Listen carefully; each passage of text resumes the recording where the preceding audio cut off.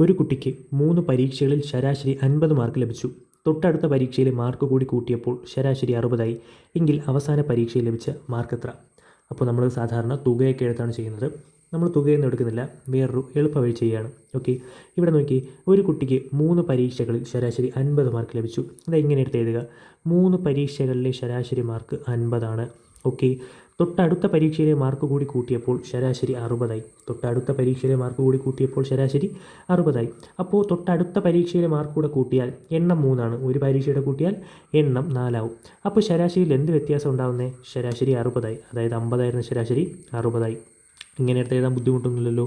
എന്നിട്ട് നോക്കി, ഇവിടെ 3 എണ്ണം 4ആയി. അപ്പോൾ അവിടെ എന്താ പറ്റിയേ? 1 കൂടി. കൂടിയാൽ പ്ലസ് കൊടുക്കുക, കുറഞ്ഞാൽ മൈനസ് കൊടുക്കുക. ഇവിടെ കൂടുകയാണ് ചെയ്തത്, അതുകൊണ്ട് പ്ലസ് എത്ര കൂടി? 1 കൂടി, +1. 50ആയിരുന്ന ശരാശരി 60ആയി. അവിടെ എന്താ ചെയ്തത്? കൂടുകയാണ് ചെയ്തത്. കൂടിയാൽ പ്ലസ് കൊടുക്കുക, എത്ര കൂടി?